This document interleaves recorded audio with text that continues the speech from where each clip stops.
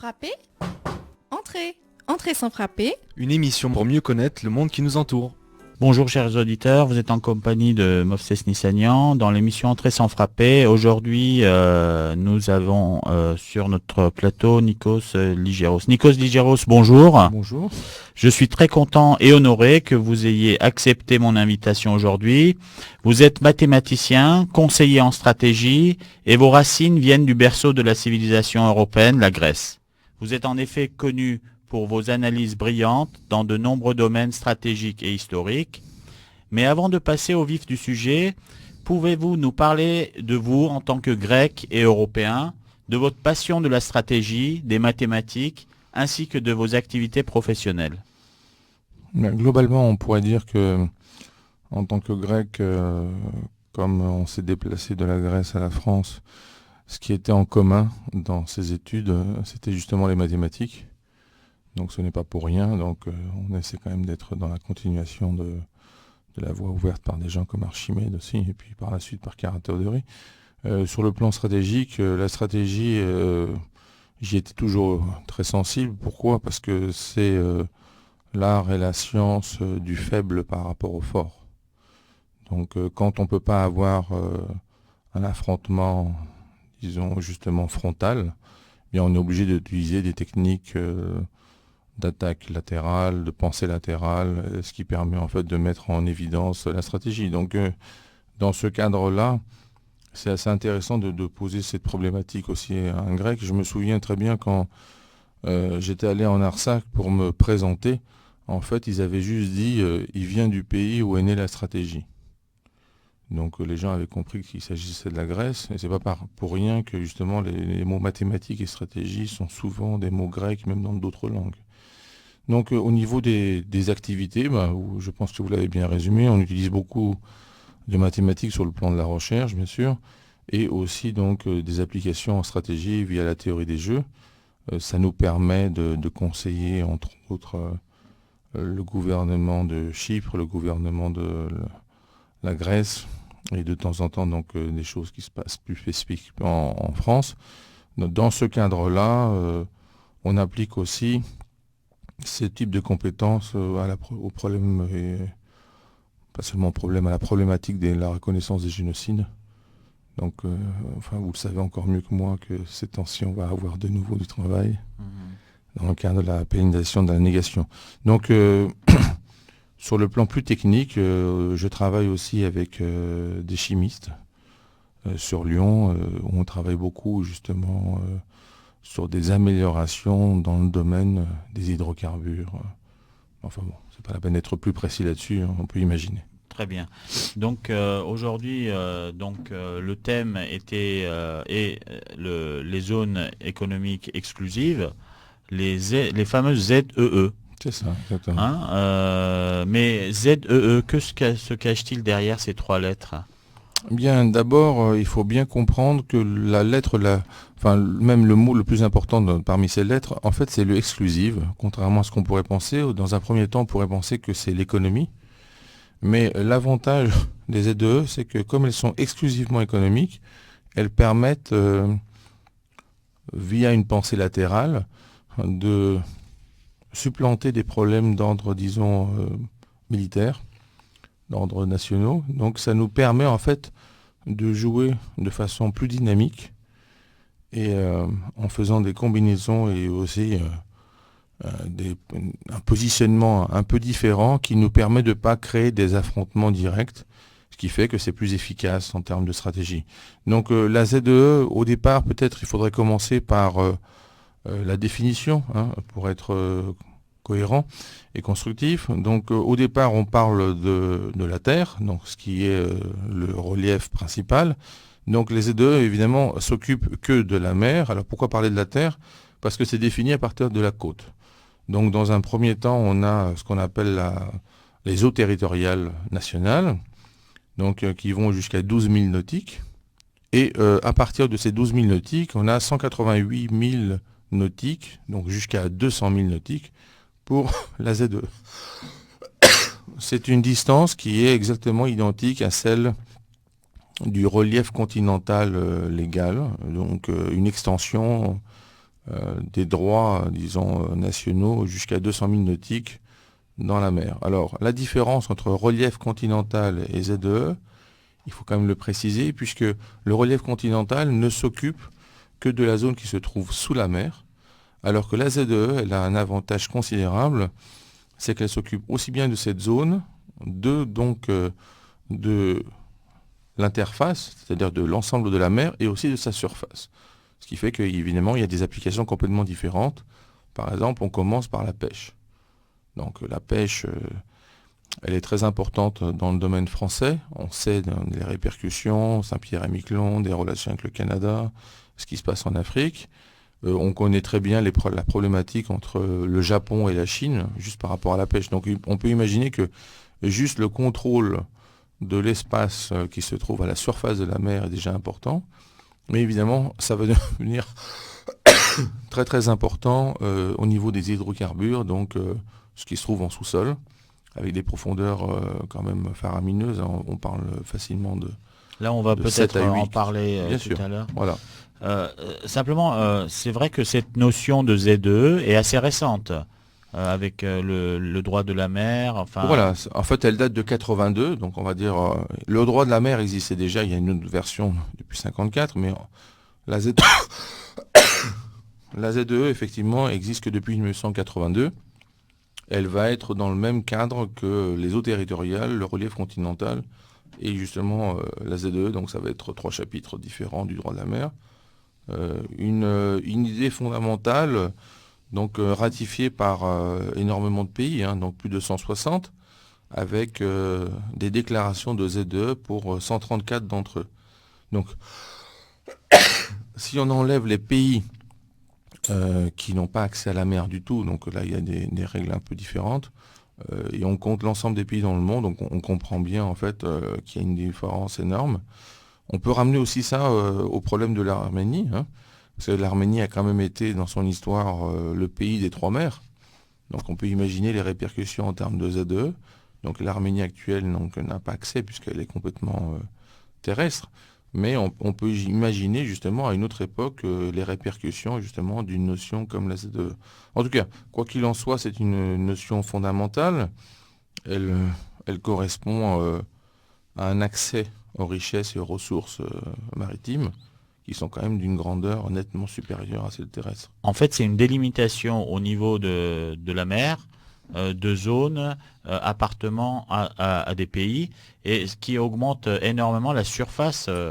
Par exemple, la ZEE de la France. Oui. La France qui fait 550 000 km², quelle est sa ZEE par C'est rapport à 11 d'autres millions. pays? C'est 11 millions de kilomètres carrés, donc c'est colossal. Et par rapport à d'autres pays, c'est la deuxième ZEE au monde. Donc, juste... Excusez-moi. D'où l'importance par rapport, comme c'est par rapport au continent aussi, Oui. des îles qui sont un peu partout. Absolument, absolument. Donc en fait, contrairement à ce qu'on pourrait penser, la ZEE insiste beaucoup sur les îles. Elle renforce leur statut, puisqu'en fait, une île a une ZEE à partir du moment, à partir du moment où elle est habitable, où elle a une activité économique. Donc on peut imaginer justement que la France, grâce aux îles qu'elle a, donc les fameux territoires d'outre-mer et départements d'outre-mer, lui donne justement cet accès. C'est-à-dire que si on considère uniquement les îles qui sont constituées par les îles éparses et la Réunion, ça constitue déjà 1 million de kilomètres carrés. Donc c'est environ déjà 2 fois la France. Il faut imaginer que la ZEE de la Nouvelle-Calédonie, c'est quand même 3 fois la France. Donc on peut imaginer justement quelle est l'importance. Et cette importance, elle est très simple, puisque on peut la voir de façon pratique.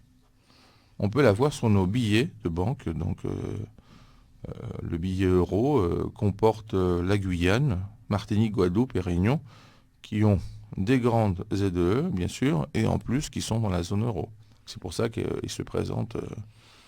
Donc l'importance Pour ce d'avoir billet. ces ZEE, ces zones économiques exclusives, c'est pour les pays d'avoir accès aux ressources qui sont dans la mer et sous la mer, si vous... Bien sûr, bien sûr. Donc, alors en surface, ça représente en fait, on peut utiliser l'énergie éolienne, donc on peut en mettre des grandes éoliennes.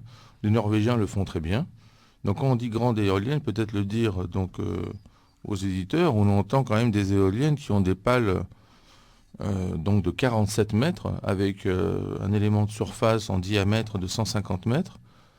On peut imaginer justement donc cette taille et la puissance développée par ces éoliennes qui sont capables de fonctionner avec une force 10, et 10 à 11, donc en phase de fonctionnement. Donc au niveau de l'intermédiaire, il faut imaginer aussi qu'on a accès à la force des vagues, qui est colossale. Donc il faut imaginer l'équivalent des éoliennes, mais en mer, donc comme des sortes de barrages artificiels. On peut faire des îles artificielles qui ne donnent pas plus de ZEE, mais qui permet par exemple de mettre un parc photovoltaïque. Donc on peut imaginer aussi l'apport énergétique. Et après évidemment, donc l'accès au sous-sol, qui est par, disons, la protection de la mer en termes d'épaisseur, donc de plusieurs kilomètres, ça nous permet d'avoir des gisements qui sont vraiment extraordinaires par rapport aux gisements qu'on connaît habituellement. Donc on a des gisements aussi bien très grands que gigantesques. Et là, ça devient intéressant. Par exemple, pour la France, on a trouvé justement des gisements cibles dans la ZEE de la Guyane française. Donc à très grande profondeur. Et ça a provoqué, si vous voulez, un consortium entre Total et Shell. Donc Shell est le grand spécialiste des grandes profondeurs. Total est très connu dans le domaine, hein, donc tous les Français le savent très bien, et une très grande compétence dans la recherche justement de gisements d'hydrocarbures. Donc quand on dit hydrocarbures, à chaque fois on sous-entend gaz naturel et pétrole, ou l'un ou l'autre, ça dépend justement des gisements. Alors apparemment, l'énergie de l'avenir, c'est le gaz. Oui, alors donc de l'avenir relativement proche. Donc vous savez qu'on a eu un vote au niveau du Parlement européen qui a eu lieu le 14 mars, donc très récemment, et qui promeut justement en particulier le gaz naturel. Pourquoi ? Parce que c'est considéré comme une énergie verte.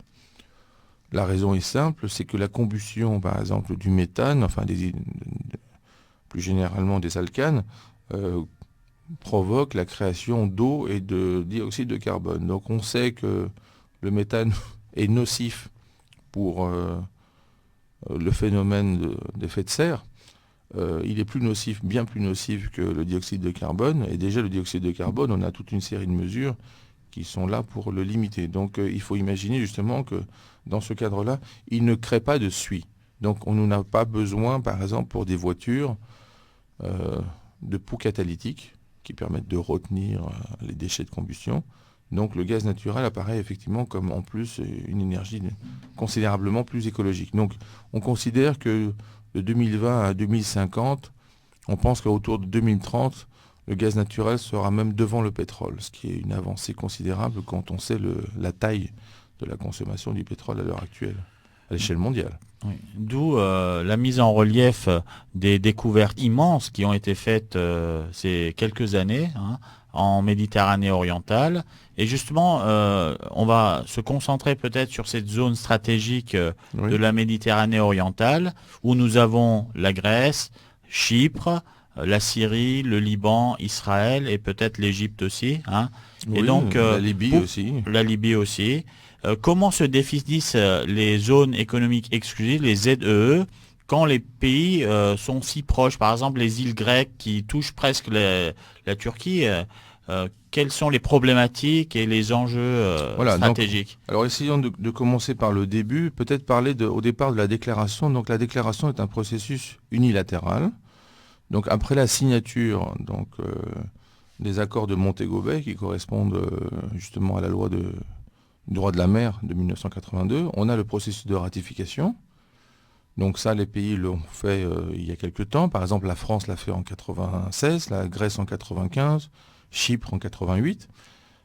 Ensuite, on a le processus de délimitation. Alors quand c'est qu'il intervient?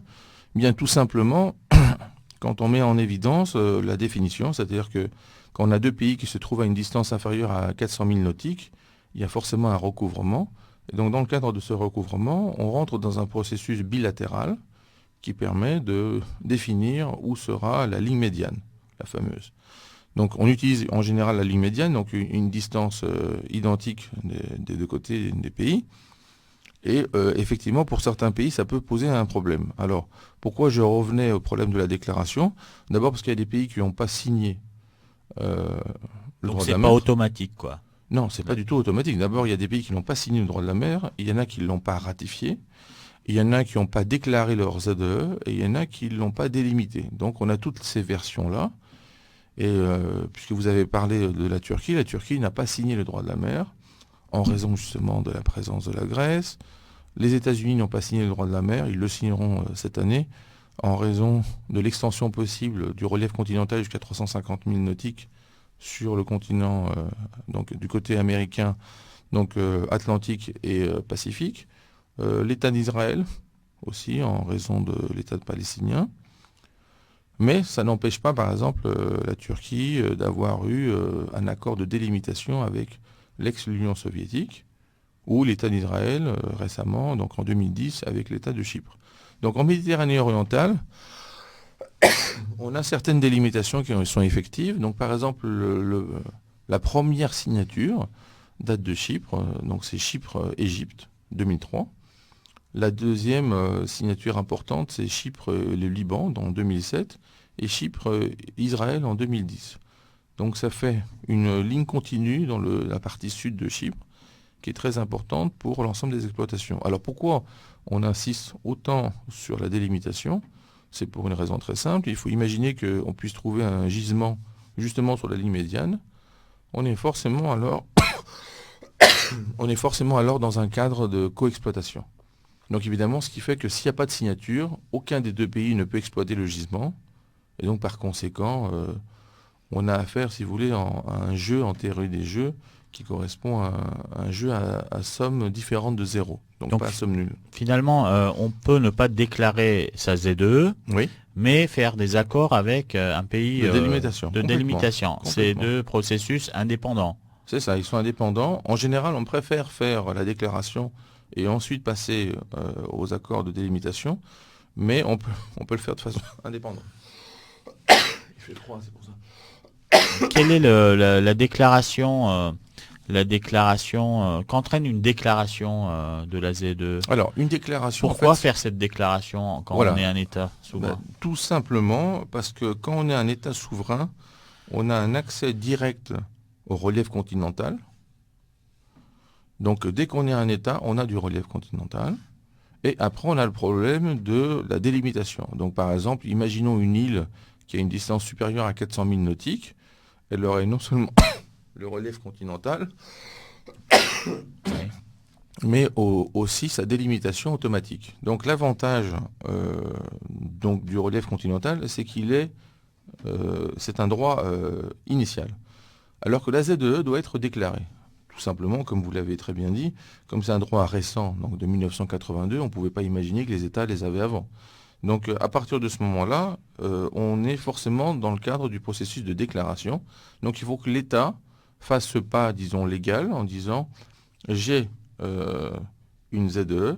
Alors qu'est-ce que ça veut dire concrètement? Donc en gros, il faut imaginer un texte de 5 pages qui précise ce qu'on définit par la ZEE.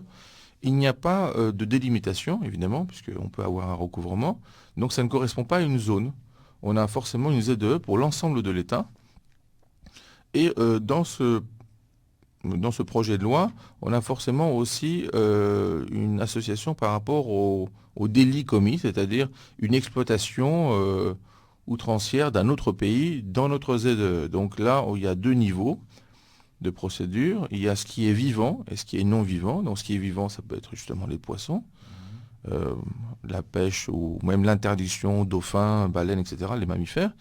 Et puis de l'autre côté, justement, l'accès au gisement, donc des nodules métalliques, des terres rares, des hydrocarbures. Donc ces 2 choses appartiennent justement à la déclaration de la ZEE. Parce que la déclaration entraîne aussi des devoirs, je suppose. C'est ça, exactement.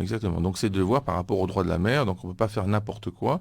Et en même temps, donc on est quand même protégé vis-à-vis d'un second pays qui viendrait intervenir de façon outrancière. Alors, par exemple, on peut imaginer que si on n'a pas de ZEE, il faut comprendre que si on se trouve en eau territoriale internationale, a priori, donc un pays peut passer sans aucun problème. Ensuite, ce qui est important, c'est les gazoducs et les oléoducs. Donc, si on n'a pas de ZEE, si quelqu'un s'amuse à mettre un gazoduc et un oléoduc et il est en eau territoriale internationale, a priori, on ne peut rien faire.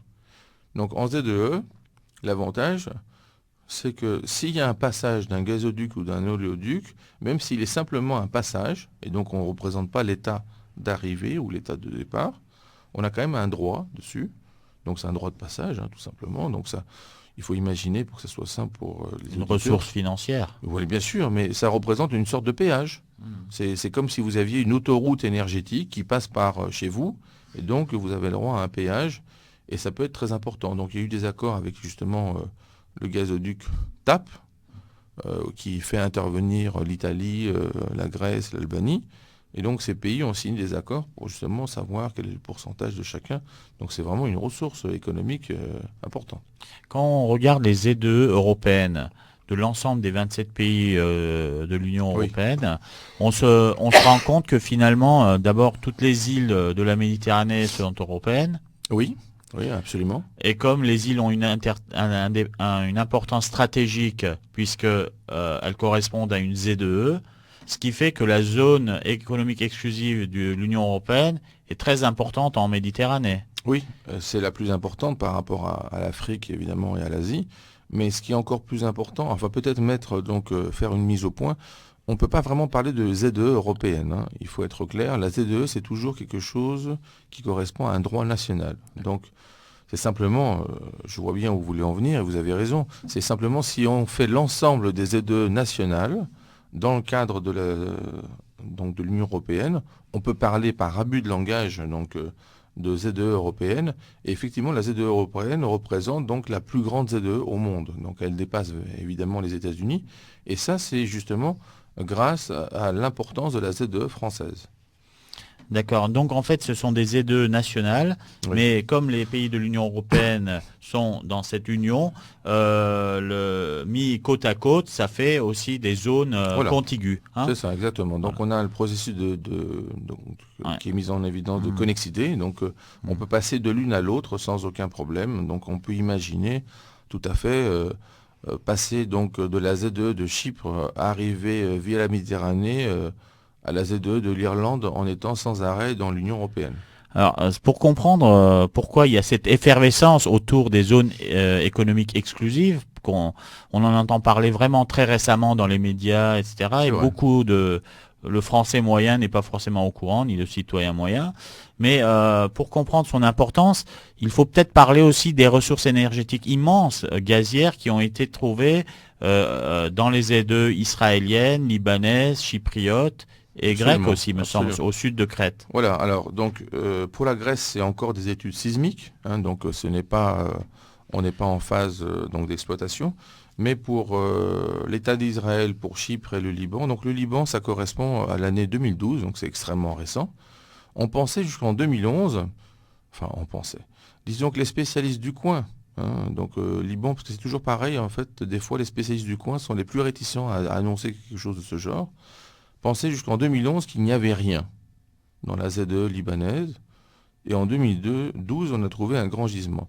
Maintenant, pour faire comprendre à tout le monde l'importance de ce qui se passe en Méditerranée orientale en ce moment, eh bien c'est très simple. Il faut imaginer l'ensemble des forages dans le monde sur tous les gisements offshore qu'on connaît depuis la dernière décennie et s'interroger pour savoir quels sont les 3 plus grands au monde. Eh bien, les 3 plus grands au monde, les 2 sont dans la ZEE israélienne et le 3e dans la ZEE chypriote. Donc en fait, on parle du Léviathan. C'est le plus grand de la décennie, donc c'est quelque chose de colossal qui a été découvert en 2010. Qui est dans la ZEE israélienne. Voilà. Et c'est pareil pour le gisement Tamar, qui est d'ailleurs dans une phase... en 2009, sa découverte, ça a été le plus grand gisement de l'année. Et en 2013, il passe en phase d'exploitation, donc c'est très important. Et on a le gisement Aphrodite, qui correspond au 3e plus grand gisement au monde de la décennie, donc qui était évidemment dans la zone chypriote. donc à la frontière de la délimitation de l'État d'Israël avec l'État chypriote. Très bien. On va faire une petite pause musicale et on Bien va sûr. revenir sur le sujet. On est de retour avec Nikos Ligeros dans Entrée sans frapper sur radioarménie.com, Radio Arménie sur 102.6, 106.1, région lyonnaise et viennoise. Alors nous parlions de la Z2 israélienne et des ressources découvertes, en particulier ce que vous nommiez le Léviathan, Oui. et avec Tamar, oui. Tamar Et puis et la un Z2 troisième, il me semble. chypriote. Ouais, Oui, Aphrodite. Aphrodite, voilà. En général, en fait, les gisements ont des noms qui sont importants pour les pays, quoi. Ouais, et qui font rêver. Oui, voilà, on va dire ça. Vu les ressources que ça va engendrer. Et justement, les ressources sont énormes. Pouvez-vous nous donner une échelle de grandeur de ces Par de exemple, ces pour le ressources? gisement Aphrodite, ça représente 7 trilliards de pieds cubes. Hein, parce que, donc c'est le formalisme anglophone. Donc, et on pense justement pour le Léviathan qu'on est passé à 18 trilliards. Ouais, et ça veut dire quoi? Ça veut dire, comme vous l'avez dit, tout simplement que c'est absolument colossal par rapport... C'est combien d'années de consommation de Ah, gaz? alors, si on le fait comme ça, eh bien, pour l'État d'Israël, actuellement, ce qu'on sait, hein, ça représente 600 années de consommation israélienne. Pour Chypre, ça représente 150 ans de consommation chypriote. On ramène toujours à l'État. Pour la Grèce, on estime justement qu'au sud de la Crète, et même pas sans la mer Ionienne, parce que ça serait en plus, ça représente déjà 450 ans de consommation grecque. On se rend compte de ces réserves colossales qui vont d'ailleurs certainement bouleverser l'équilibre énergétique et la stratégie de la région. Oui, mais de toute façon, il le faut parce que de façon globale, c'est par rapport au vote qu'on parlait tout à l'heure du Parlement européen. Globalement, l'Union européenne recherche à avoir une non-dépendance par rapport au gaz de Russie et d'Azerbaïdjan. Et donc nous, on est très sensibles à cette problématique. Et l'idée, c'est de dire quoi? C'est de dire quelles sont les ressources énergétiques qui sont d'ordre européen. Donc on a accès à l'Arctique, donc qui est très important, mais ce sera pour plus tard, en raison des conditions climatiques. Mais quand même, l'Union européenne, grâce au Danemark et via le Groenland, a accès à l'Arctique et de façon intermédiaire, donc via la Norvège et les îles Féroé, donc puisque c'est un membre associé à LE. Donc on a accès à l'Arctique. De l'autre côté, via la Grèce, Chypre et un peu l'Italie d'ailleurs, on a accès donc à la Méditerranée orientale. Sur le plan de la mer Noire, puisque le vote au niveau du Parlement européen parle aussi de la mer Noire, quel est l'intérêt? C'est l'utilisation aussi de la Roumanie, de la Bulgarie, et un peu, si vous voulez, un rapprochement stratégique de l'Ukraine vers nous, puisqu'on est en pleine mer Noire, et donc on sait qu'il y a aussi des gisements. Donc l'avantage au niveau des pays qui se trouvent en Méditerranée, c'est que l'ensemble de l'Europe recherche des ressources énergétiques qui la rendent moins dépendante des autres. Donc on ne parle pas quand même d'une autarcie énergétique, mais ni d'une suffisance, mais c'est quand même vraiment très important. Alors l'avantage donc pour les pays qui sont dans ce cadre-là, et il faut savoir que dans le cadre donc de la décision du Parlement européen, quelque chose de nouveau, il va y avoir aussi une commission où seront présents des pays comme l'Italie, la Grèce et Chypre, donc c'est pas par hasard, en plus évidemment de la présence de l'Union européenne, pour savoir comment gérer la zone sur le plan énergétique. Donc c'est dire combien l'Union européenne comprend l'importance de ce changement de cap au niveau énergétique, et donc des enjeux qui vont avoir lieu dans ce cadre-là, parce qu'il faut savoir que l'investissement est déjà énorme. Imaginez qu'on estime que l'investissement au sud de la Crète représente 40 milliards, l'investissement. Donc il faut imaginer le retour. Et puis, il faut aussi se rendre compte de l'ensemble de ces valeurs au niveau des tailles numériques. Alors pour être plus clair, par exemple, Un puits de forage représente 1,2 milliard. Vous voyez, le déplacement d'un bateau donc LNG, donc avec du gaz liquéfié, donc qui est descendu à moins 162 degrés Celsius, c'est quand même un coût à l'unité de 170 millions à 200 millions la pièce. Et pour se rendre compte, quand on est en phase d'exploration, quand on veut louer une plateforme de forage, ça correspond à 450 000 la journée pour le gaz et 600 000 la journée pour le pétrole. Donc il faut imaginer qu'on peut quand même, on compte vraiment la journée près quel est le travail effectué par la station de forage. Ces investissements sont faits par les compagnies pétrolières ou gazières. Oui, tout à fait. Alors des fois c'est par l'État lui-même. Par exemple, on a des États comme les États-Unis, la Norvège, la Russie et même donc la France qui sont capables non seulement d'investir mais d'avoir la technologie associée. Mais en général, c'est un accord entre le pays qui possède la ZEE, où il y a des ressources cibles, et l'entreprise à laquelle on va louer la zone, donc un bloc de la ZEE. Et donc les ressources qui vont être trouvées vont être ensuite réparties. Je suppose que avec des investissements aussi lourds, il y a forcément les compagnies qui arrivent sur site et qui vont investir des milliards de dollars ne viennent pas par hasard. Et si elles sont venues, je pense. Non, elles viennent jamais par hasard. Voilà. Et donc au niveau de Chypre par exemple, au début il y a Chypre. C'était en 2011, me semble-t-il. La découverte du gaz, oui, c'est en décembre 2011. Décembre 2011, il n'y avait pas beaucoup de candidats au forage à ce moment-là. Ah non, pour les candidats, c'était avant. C'était en 2007. D'accord. Mais pour 2011, je parlais de la découverte. Il y avait 4 entreprises qui étaient candidates, avec donc l'entreprise Noble, donc américaine, qui a gagné donc le concours. Évidemment, ça c'était le début, donc c'était déjà important, et puis on le voit maintenant par la confirmation donc, du forage. On a eu déjà 2 forages au niveau du site d'Aphrodite. Par la suite, donc là vous avez raison, peut-être que c'était à ce propos-là que vous le mentionnez. En fait, le deuxième tour a eu lieu en 2012, et là on avait 33 entreprises donc pétrolières qui étaient candidates.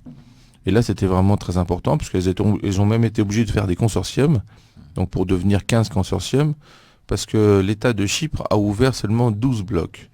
Et donc, évidemment, c'est l'implication du théorème des pigeons, à savoir que si on a moins de trous que de pigeons, il y a forcément dans un trou plus de 2 pigeons. Ce qui paraît logique. Ouais. Voilà, donc c'est même mathématique. Donc, quand on imagine que ces 33 entreprises ont été candidates alors qu'elles ne l'étaient pas du tout pour le bloc 12 et l'ouverture des 12 autres blocs, on a eu donc toutes ces entreprises, donc parmi lesquelles donc une entreprise française qui était soit en collaboration avec 2 entreprises russes, donc Novatek et Gazprombank, soit seule, donc c'était Total. Et Total, pour vous rendre compte combien la France est intéressée, c'est que sur les 9 blocs, Total était candidate sur 7. Il faut imaginer, par exemple, pour vous rendre compte des ordres de grandeur, au niveau simplement du bonus des signatures, donc des accords, donc sans avoir rien fait, simplement l'accord. Pour le bloc 10 et 11, Total a déboursé 24 millions d'euros. Donc 12 millions d'euros par bloc. Et la compagnie Eni et Cogaz, pour le bloc 2, 3 et 9, ont déboursé 150 millions d'euros. Juste pour le bonus de la signature du contrat. Juste pour la signature. Juste la signature, oui. D'accord. Voilà, donc on peut imaginer ensuite ce que ça peut rapporter au moment donc, de l'exploitation réelle. Alors ce qui est intéressant, c'est que personne connaissait Chypre. Enfin, j'exagère un peu, mais... Non, mais je comprends bien, vous avez raison, c'était quand même dans ce sens-là. Et qu'aujourd'hui, finalement, tout le monde connaît bien Chypre, vu l'importance des gisements. Absolument, on connaît même les blocs. On Même peut les même blocs. dire D'ailleurs, où ils sont, oui. Voilà, au départ, on savait pas situer Chypre peut-être en mer Méditerranée. On pensait que c'était une île grecque, etc. Oui, Voilà. des fois on l'a confondé avec On l'a l'île de Crète. Ouais. Et aujourd'hui, non seulement on connaît sa situation géographique, etc., mais on sait très bien, disons, identifier les gisements, enfin les... Ah, parfaitement, parfaitement. C'est-à-dire qu'en fait, ça revient à dire que quand on appartient à la carte énergétique, on appartient d'un seul coup à la carte géopolitique. Donc les gens s'intéressent plus à vous et comprennent bien votre rôle. C'est un avantage, certes financier énorme, des ressources énormes. Quels sont les dangers qui menacent les pays qui ont des ressources comme ça immenses qui surgissent? Voilà, donc d'abord c'est le danger de la gestion, il faut savoir gérer ça. Hein. Si vous voulez votre question sur le plan psychologique, parce que comme vous êtes aussi médecin, sur le plan psychologique, ça revient à dire quel est le danger de quelqu'un qui a gagné au loto.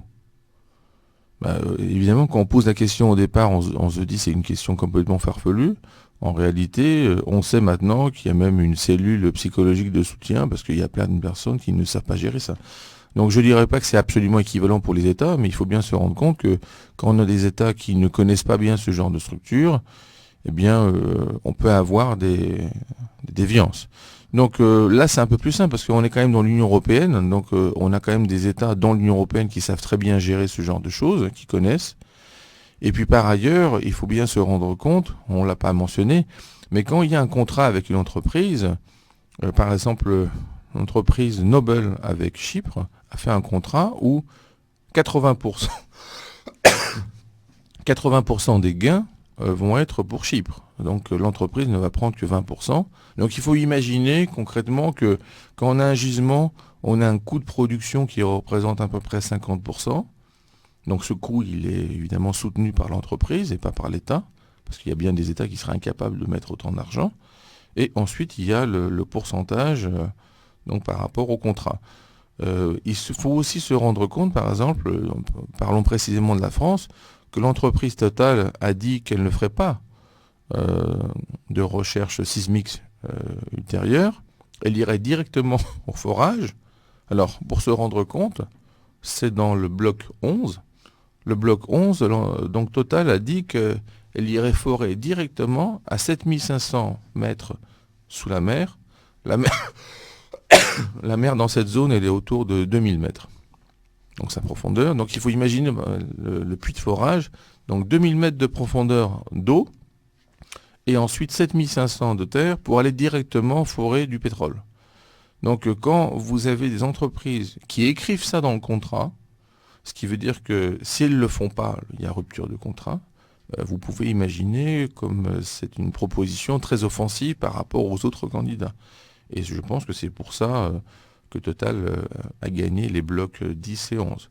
Donc il faut imaginer aussi que c'est des ressources pour le pays, donc pour Chypre en l'occurrence, et évidemment des ressources pour la France via l'entreprise Total, qui sont très importantes. Parce qu'il faut imaginer dans un autre cadre, si vous voulez plus général, c'est que la France dispose de la deuxième plus grande ZE au monde.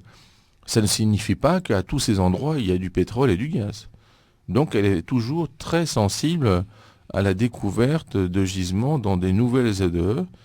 Et ce n'est pas pour rien que le président, donc François Hollande, est allé voir Andonis Samaras en Grèce et ils ont parlé de la ZE grecque.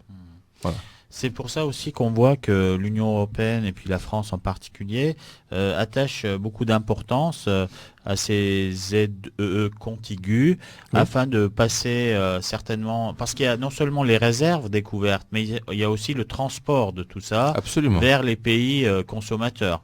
Voilà, donc la grande problématique, c'est est-ce que celui qui est le plus important, c'est celui qui est producteur ou celui qui est transporteur?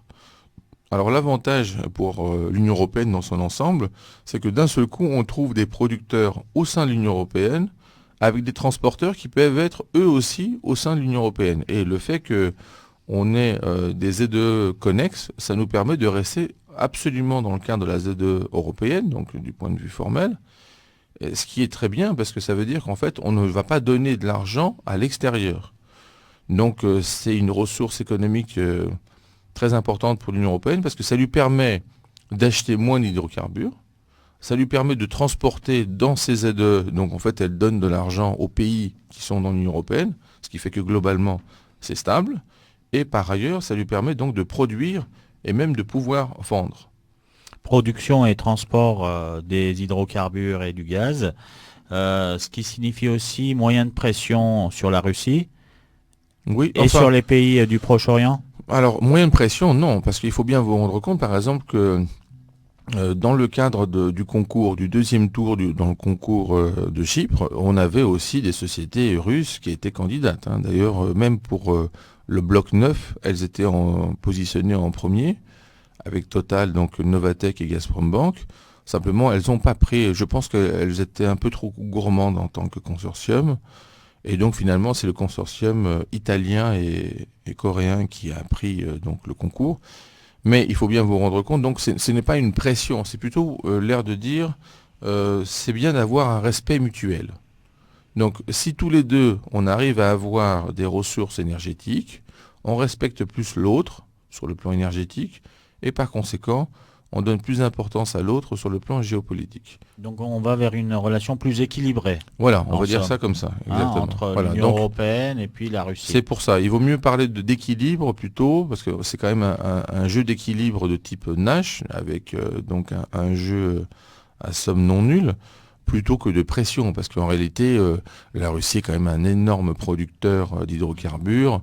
On n'effectue pas de pression, simplement on leur dit, on est quand même capable de subvenir à nos moyens dans une certaine mesure, donc on n'est pas complètement non plus dépendant de vous. Oui, alors en fait, la question était certainement mal posée, c'est pas faire pression sur la Russie, mais être moins prêter le flanc à la pression qui pourrait venir d'un blocus énergétique de la Russie, comme on a connu il y a quelques années par le gaz qui passait par l'Ukraine. C'est ça, absolument. Donc en réalité, c'est plutôt pour diminuer la pression que pourrait exercer la Russie sur l'ensemble de l'Union européenne. Tout à fait. Donc, voilà, alors ce qui est passionnant, c'est que cette zone de turbulence aujourd'hui au Proche-Orient, avec Israël, la Palestine, l'Arabie Saoudite, tous ces pays qui sont aussi des pays qui regorgent d'énergie, mais qui sont très fragiles sur le plan politique. Quel est, selon vous, l'impact stratégique et le rôle, par exemple, de ces pays comme l'Arabie Saoudite, tout ça, dans le futur, dans les 15 à 20 années à Alors venir. attention, hein, pour l'Arabie Saoudite, vous avez absolument raison, on parle d'énormes réserves, mais c'est des réserves qu'on connaît. Hein. Donc on est en train de parler pour l'Arabie Saoudite d'un ordre de grandeur autour de 230 milliards de barils. Hein. Donc il faut quand même imaginer que les estimations actuelles pour l'ensemble de la Méditerranée orientale, c'est autour de 170 milliards de barils. Donc c'est quand même des choses relativement comparables. Mais la différence, c'est que là maintenant, on passe en offshore. Donc des pays justement comme Chypre et Israël sont des nouveaux. Alors donc on a aussi l'Égypte qui est importante et la Libye, évidemment par la suite la Grèce. Mais il faut bien se rendre compte que dire que l'Arabie Saoudite est un pays pas stable ou Israël, c'est pas vraiment le cas. Et puis comme on a mentionné 2 fois la Palestine, ça serait bien de l'expliciter.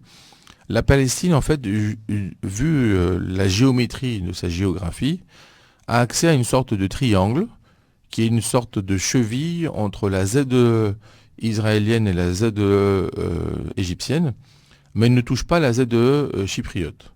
Parce que des fois, on s'est demandé si, justement, parfois, les gens qui ne sont pas vraiment spécialistes se demandent si les accords qui ont eu lieu entre Chypre et Israël n'empiètent pas sur les droits de la Palestine. Absolument pas, parce qu'en fait, la Palestine ne touche pas du tout l'État de Chypre, donc l'accord est indépendant.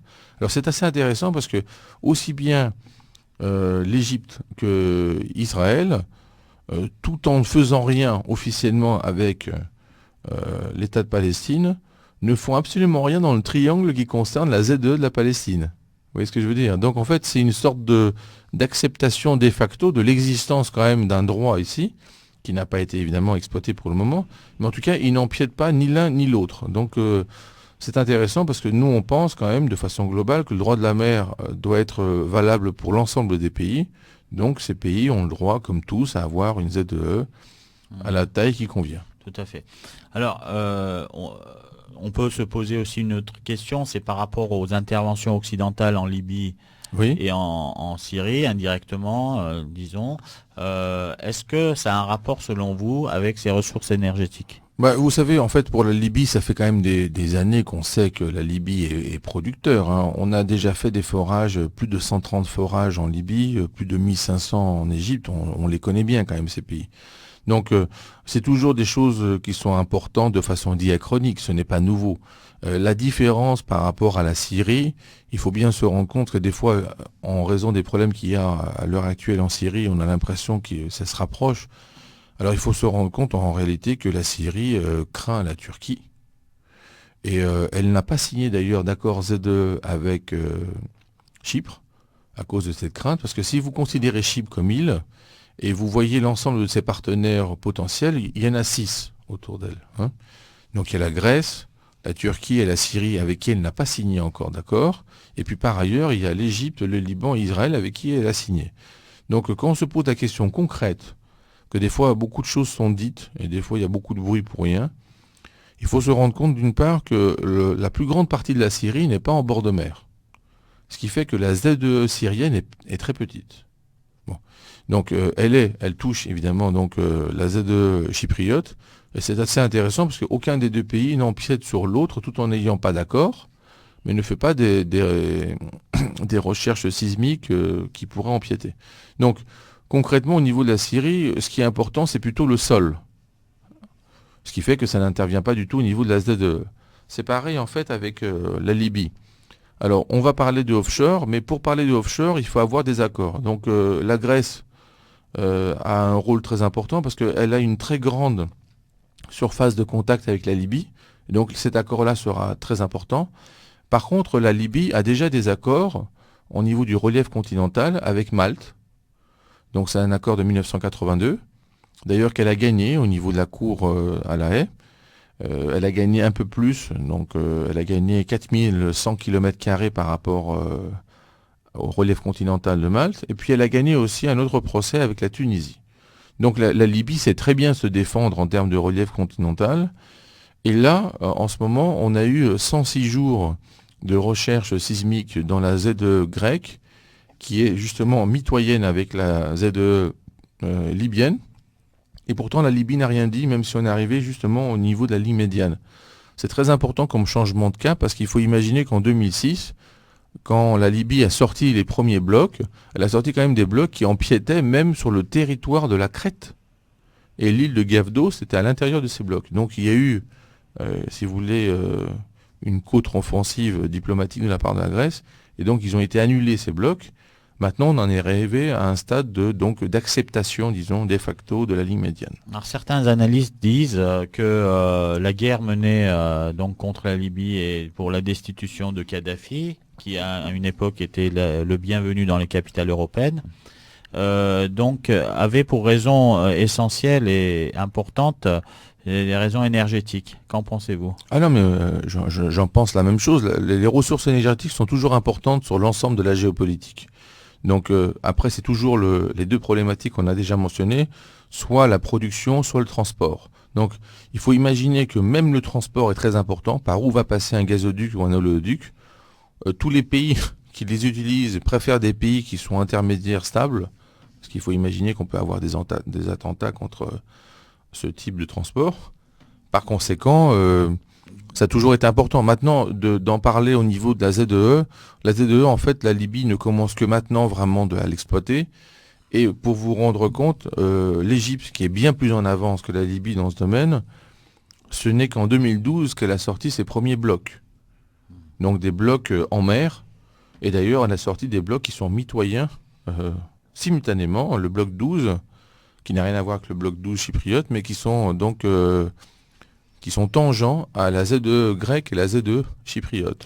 Donc au niveau, par exemple, de ces blocs, alors pour revenir sur la problématique d'un autre pays, la Syrie, dont on parle énormément actuellement, puisque la France veut soutenir militairement, officiellement en tout cas, les rebelles ou certains rebelles, parce que la Syrie a une position stratégique de passage. Oui, avec oui, l'attaquer qui est importante, puisque vous parliez de la Z2 de la Syrie qui est pas si importante que Non, ça. non, Donc là, elle est très l'explication est petite. différente. Voilà, c'est ça. Donc il faut pas. Je pense quand même que l'explication est avant tout terrestre. Et la Z2, c'est absolument maritime. Donc la taille de la Z2 syrienne ne justifie pas ce qu'on est en train de dire.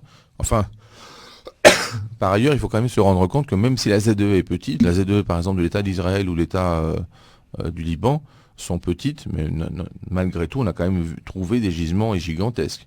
Mais on n'en est pas à ce stade-là au niveau de la recherche dans, par exemple, la Z2 syrienne. Mais le point de passage, vous avez absolument raison, il est important, mais sur le plan terrestre. Ouais.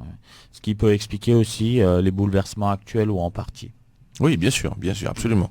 Alors, comme on arrive à la fin de l'émission et je pense qu'on ne peut pas ne pas parler on a peu parlé de la Turquie. Oui. La Turquie est un pays qui n'a pas signé, qui n'a pas signé nié le droit de la mer. Non, pas du tout. Non. Elle a simplement fait des délimitations avec l'ex-Union soviétique en mer Noire.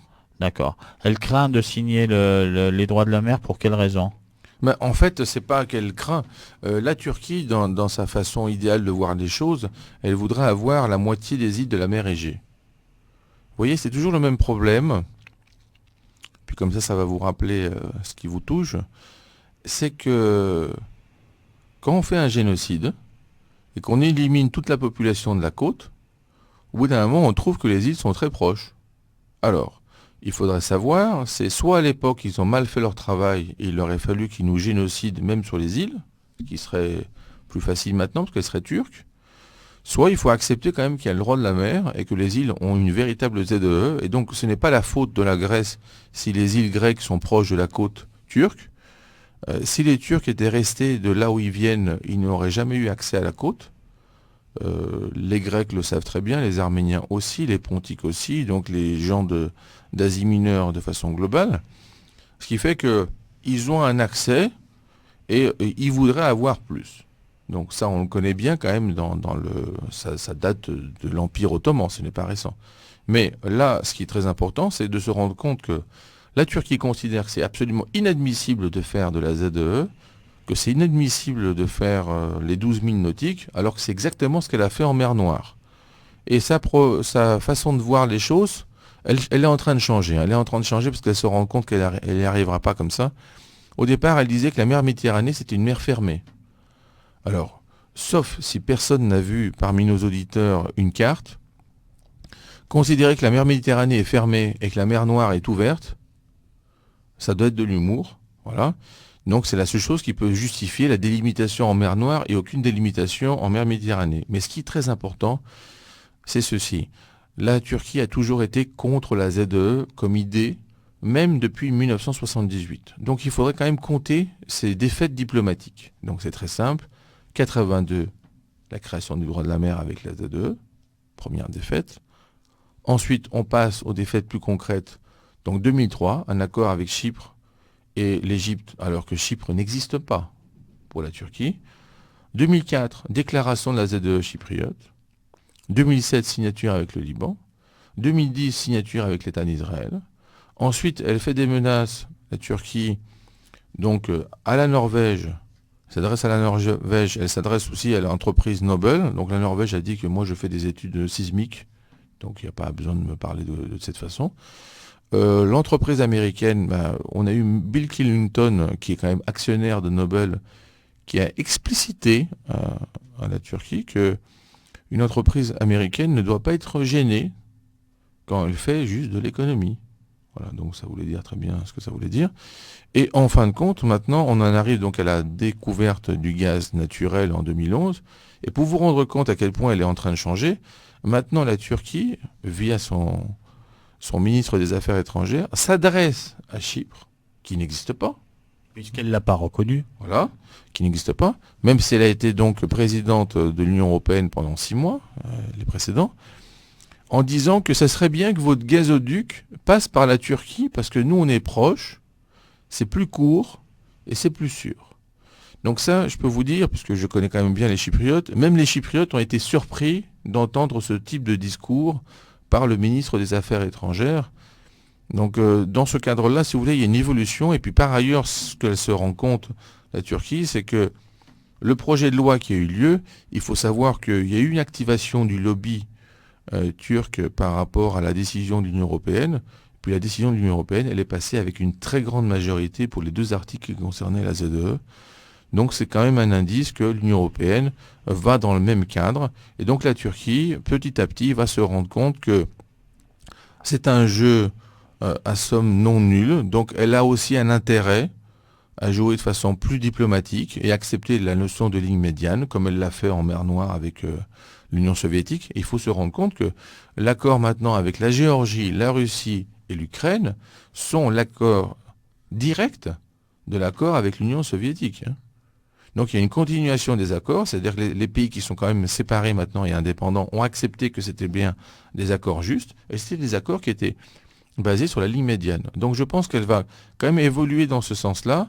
Et là, par contre, ce que vous disiez pour la pression, ça nous donnera quand même, nous, un moyen de pression pour l'activer dans des domaines qui concernent les droits de l'homme, en disant c'est bien quand même d'être diplomatique en ce qui concerne l'économie et le business, ça serait bien aussi de penser à d'autres problématiques comme les génocides et évidemment la tsar. Très bien. Oui, on va terminer. C'était un sujet très important et c'est vrai, on a essayé de traiter en quelques dizaines de minutes, mais on pourrait revenir sur ce sujet allègrement puisque il est en pleine évolution. Vous avez parlé du dernier vote au Parlement européen. Oui. Et on peut trouver sur quel site cette résolution ? Ah bah sur le site du Parlement européen, tout simplement, directement. Donc, voilà, voilà. pour nos auditeurs. Voilà. Très bien. En parlant de pression sur la Turquie, je pense que ce qui est intéressant aussi, c'est les peuples qui vivent en Turquie, les différents peuples qui vivent en Turquie, et l'Union européenne ferait bien d'y être attentive. C'est pour ça que j'invite nos auditeurs la semaine prochaine. L'émission aura pour cadre les populations du Dersim, au centre de l'Anatolie, et qui s'appellera Justice pour les populations de Dersim, parce qu'en effet, nous aurons comme invité Maître Erdal Dogan, qui est avocat au barreau d'Istanbul et qui a saisi la Cour pénale internationale par rapport aux droits de ces populations. Et nous aurons également comme invité M. Armenak Abrahamian du Conseil national d'Arménie occidentale. Ce sera une très bonne émission. Je vous invite à l'écouter et à participer en envoyant vos questions éventuellement à antenne@radioarménie.com. Nikos Ligeros, encore merci. Merci bien. C'était un plaisir de vous recevoir. Pour moi aussi. Et puis je trouve que c'est vraiment très bien justement parce que je connais quand même bien Radio Arménie depuis pas mal d'années. Je trouve que c'est bien qu'elle s'ouvre aussi à des sujets comme ça qui ont des répercussions de façon intermédiaire, bien sûr, et indirecte sur la cause de la radio. Merci.